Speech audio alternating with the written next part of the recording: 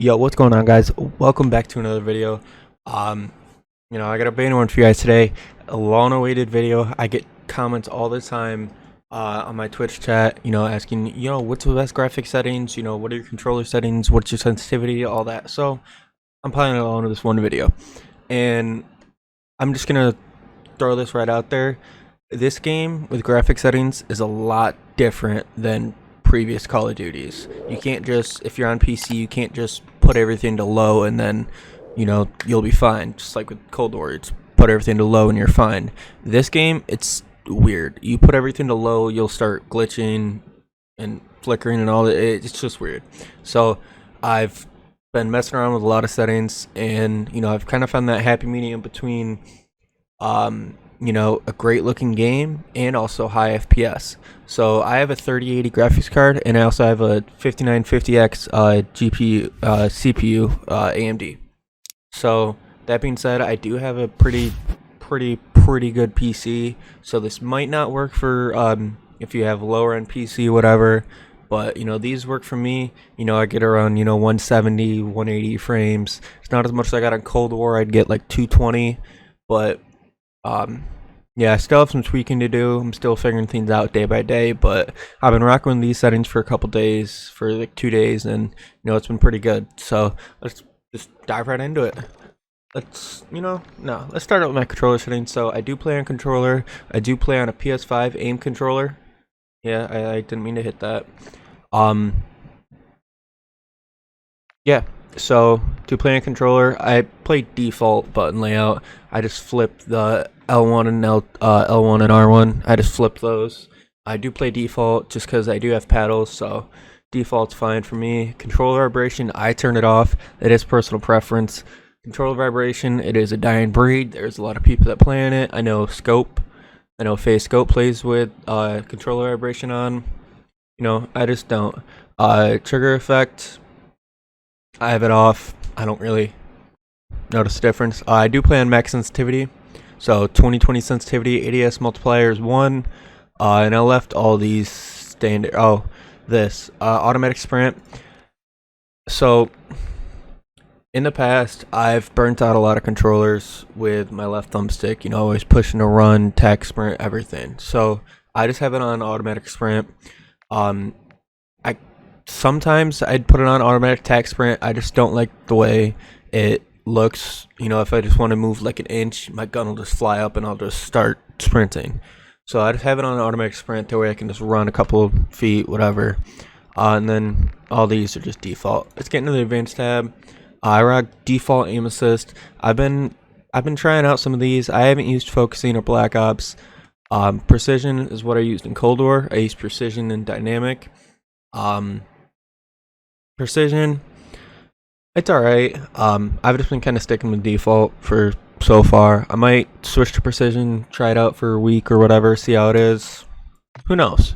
It's just a base. I mean, game's only been out a week, so it's just a base. Things are definitely up to change, especially the season 1 battle pass, whatever, that's coming November 16th, I believe. So there's bound to be some changes in settings and everything. But I play on dynamic, in response curve type. Linear, I just don't like the way it feels. I just don't feel as in control, left that default. I have it on instant. I don't have, custom zoom per optic or whatever. I just left it on default. Dead zone. Dead zone is so important. A lot of people don't know how important dead zone really is.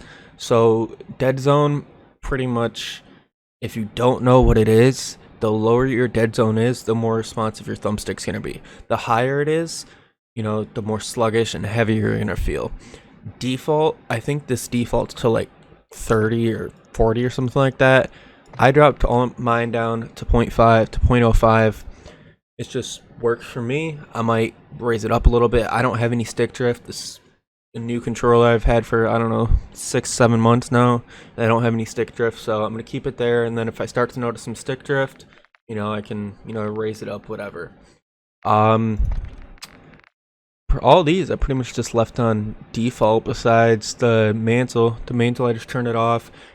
I can. There's countless times, I go to jump shot or whatever, and it'll be an object, and it'll just automate till when I die. So I just turn those off. The rest of these, I'm pretty sure I just left these on default. All right, so that's my controller settings. Let's get into the graphics settings. So right here, yeah, I do have a 3080 graphics card. It's my monitor.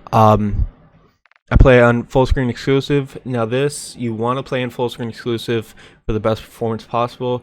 If you only have one monitor and you're streaming on one monitor or whatever, you can use full screen borderless. I've used it a couple times streaming. Just easier to tap in and out without the game lagging like crazy. But you do get a little more frames and a lot better performance full screen exclusive. Your refresh rate, make sure you change this to the highest refresh rate option available. I have a 240 Hz monitor, so I have a 240. Dynamic resolution I have off. I'm not gonna go through all these settings, especially in quality. I'll scroll down, talk about a couple of them, whatever. But you guys can pause the video, screenshot it, whatever. All these I'm pretty sure I left on default.